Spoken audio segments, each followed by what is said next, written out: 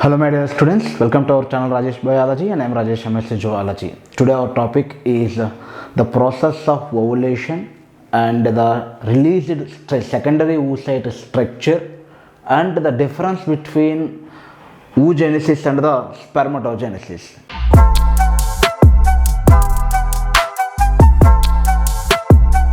These are the three topics we are going to cover in this video one by one. First, ovulation.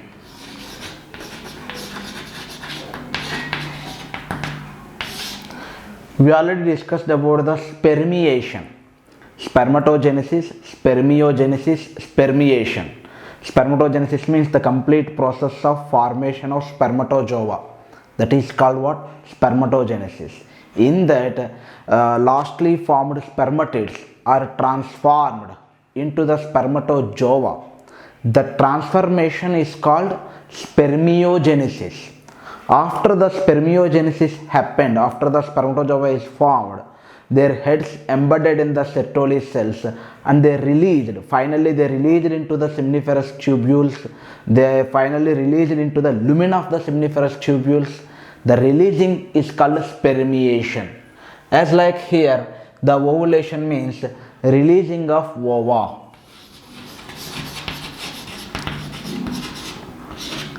Releasing of ovum which is in the stage of secondary oocyte. The release of secondary oocyte from the ovary is called what? From the ovary is called ovulation. Okay, so we already discussed the structure of the ovum, the structure of the ovary. In this primary follicles are present and these primary follicles are gradually developed into the secondary follicles and the secondary follicles are gradually developed into the tertiary follicles with a characteristic feature antrum. Okay, secondary follicles we can observe the theca interna. Okay, and from here finally it becomes a mature Graafian follicle and it releases the secondary oocyte. It is what we discussed previously. Because of the LH hormone, luteinizing hormone, because of the LH hormone, this Graafian follicle, that mature follicle, is going to rupture the epithelial membranes, these membranes of the ovary, and it releases the oocyte out, secondary oocyte out. This process of releasing of secondary oocyte from the ovary is called ovulation. Okay, now the structure of the oocyte, structure of the ovum. What is the structure of the ovum? Now we are going to discuss about that. This structure, it has a plasma membrane. It is the secondary oocyte plasma membrane. It is called vital line membrane.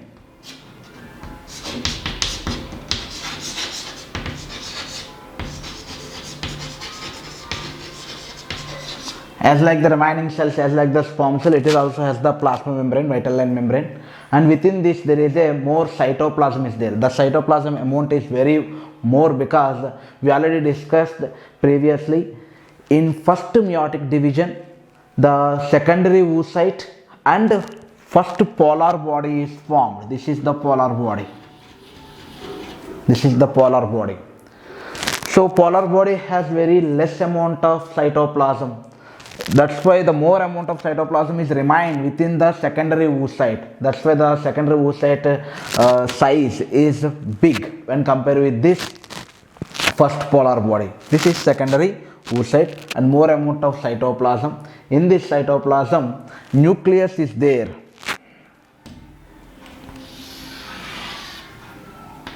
Nucleus, nucleolus. Nucleus is there, nucleolus is there, and DNA material. Okay, this is the secondary oocyte nucleus, and this is nucleolus. Okay, and germinal vesicle it is called. This nucleus is called germinal vesicle, and it is called germinal spot. Like that also we can consider. Okay, germinal spot and germinal vesicle in this nuclear material. This nuclear material is arrested at metaphase 2, meiosis 2. Metaphase 2, meiosis to metaphase 2. In meiosis, metaphase 2, it was arrested. Okay. And until the sperm cell touches, until the sperm cell enter into the secondary oocyte, it will never complete this meiosis 2. So we will discuss about that process of fertilization in the next video. But now the structure. Okay. This space is called perivitelline space, and after this perivitelline space, there is a glycoprotein layer called zona pellucida. It is what? Zona pellucida. Zona pellucida is made by the glycoproteins. Okay. And within this cytoplasm, this is the plasma membrane, vital line membrane. The space between the zona pellucida and the vital line membrane is called perivitelline space. In this perivitelline space, there is first polar body, perivitelline space. In perivitelline space, first polar body is present. This is the zona pellucida. Surrounding the zona pellucida, there is granulosa cells. Granulosa cells are there, which are secreted by the germinal epithelium of the ovary. The inner membrane is called what? Germinal epithelium. This germinal epithelium only is going to secrete the follicular cells, granulosa cells. Okay, like that only the this corpus luteum will be formed later. Okay, so still the granulosa cells or these follicular cells are present around this, and some of these cells become columnar like this. Some of these cells becomes columnar and they form the cluster of cells, and they give a crown-like appearance. A crown-like appearance. That's why these follicular cells are called corona radiata. Corona radiata. Corona means crown. The recent virus is also called coronavirus because of this type of appearance.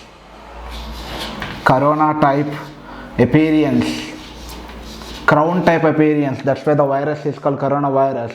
And same type of appearance you can observe on this here at the secondary oocyte. This is called what? Corona radiata. How these granulosa cells are attached with one another. To make them stick, there is a hyaluronic acid. There is a hyaluronic acid is present. Hyaluronic acid, I am going to give the red color here. Hyaluronic acid.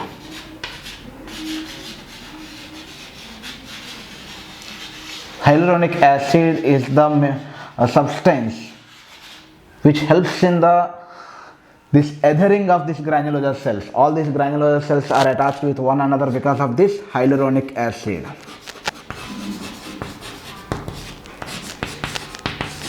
Hyaluronic acid.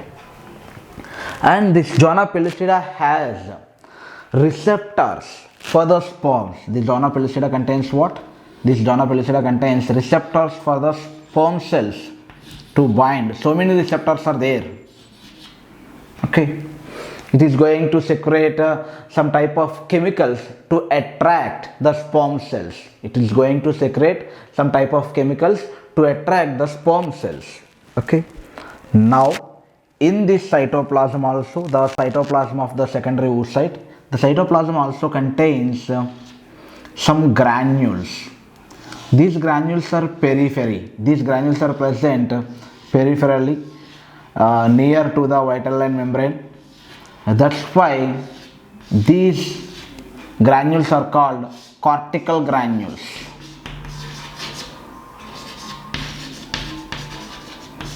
Cortical granules contains some enzymes. Cortical granules contains what?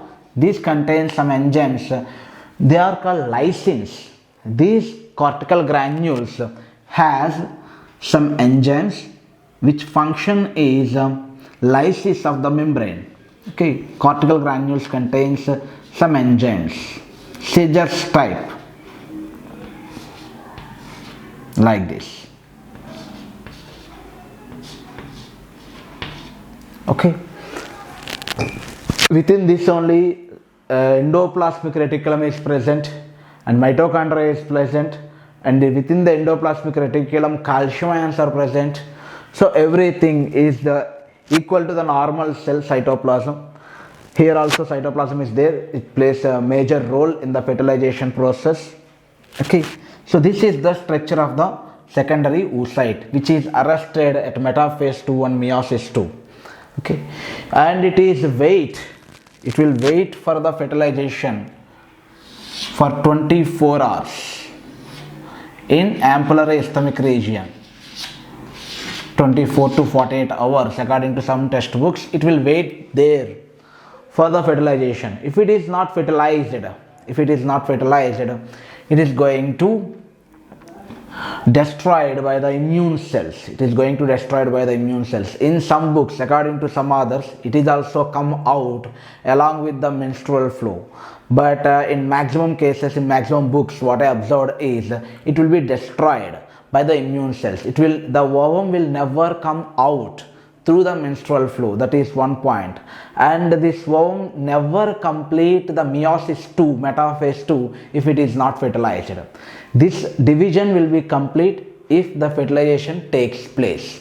Okay, this is the structure of the ovum. Corona radiata, granular cells forms that corona radiata, which are attached with one another with the help of hyaluronic acid.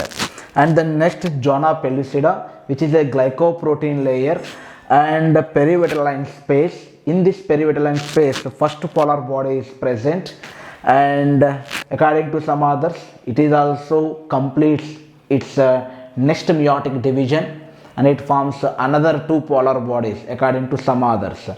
But according to some other authors, it will never participate in the meiotic division. So still there is a debate about the first polar body. And then next, the secondary oocyte, which is very important for this fertilization process. And why it has more amount of cytoplasm? Because it should be give birth to the baby, and until the placenta is formed, it should contains more amount of nutrients, because the sperms are also have very less amount of cytoplasm, which is not sufficient for the baby's growth.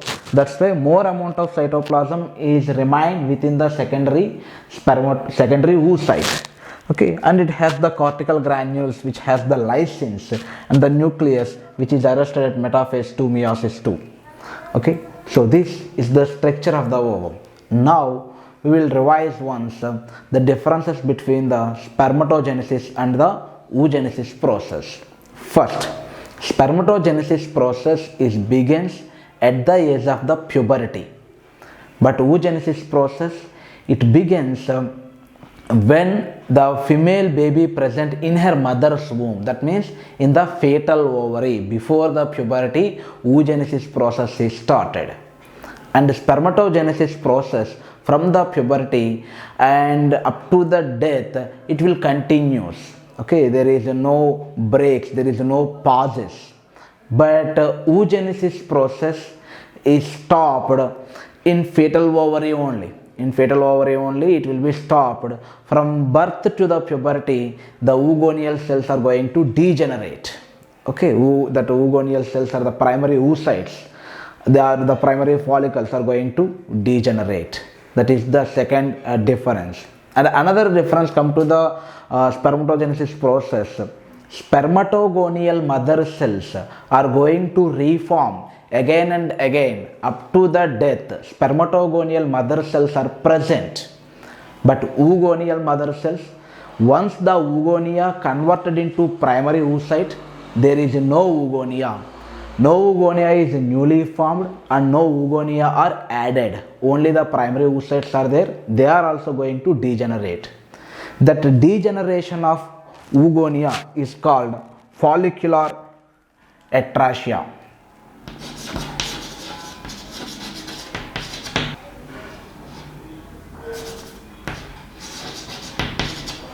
Follicular atrasia. Follicular atrasia means degeneration of the oogonia. This type of degeneration of spermatogonia is not there in the spermatogenesis process. And the spermatozoan lifespan, is within the male reproductive tract. A spermatozoa can live for more than 2 to 3 weeks. Few weeks. The lifespan of the sperm cell is a few weeks in male reproductive tract. Once it comes out from the male reproductive tract, the lifespan is only for 48 to 72 hours. Only 48 to 72 hours. After that, it will be destroyed by the lysosomes within that, or that macrophages will eat this. That is the lifespan of this. Come to this oogonia, this oocyte, secondary oocyte lifespan. If it is fertilized, this lifespan is more than 100 years, because the fertilization takes place. It will be implanted. If it is be implanted, it will convert into the baby. It will develop into the baby. That baby is delivered, and that baby lifespan is nearly, as per the human lifespan, 100 years. If it is not fertilized, it will wait there for only 24 to 48 hours. Okay, the 24 to 48 hours, that is only the lifespan of the secondary oocyte. And spermatozoan meiosis divisions are equal divisions, are always equal divisions. 50% carry X chromosome, 50% carry the Y chromosome. But the sperm cell structure and their size and their constituents, everything is equal. Come to the oogenesis. In this process of meiosis, the division is unequal. First meiotic division produces secondary oocyte and first polar body, which has very less content of the cytoplasm. There is no cytoplasm actually. And this secondary oocyte, the primary oocyte convert into the secondary, and secondary oocyte again divide into second polar body and the ootid. This ootid will be formed after the fertilization. Okay, this is also an equal division. Unequal divisions we can observe in oogenesis process. Okay, release of spermatozoa is called spermiation, and here it is called ovulation. And the size also, it is more bigger than the one sperm cell. Okay, and millions of sperm cells are released in a single ejaculation, but only one ova is released, one ovum is released from one ovary for 1 month. And this ova is also released in an alternate manner. For example, in this month, if the right side ovary produces the one ovum, in the next month, in the February, this left side ova produces the another one ovum. Okay, so like that, in alternate manner, per month only one ovum is released. That is the oogenesis process.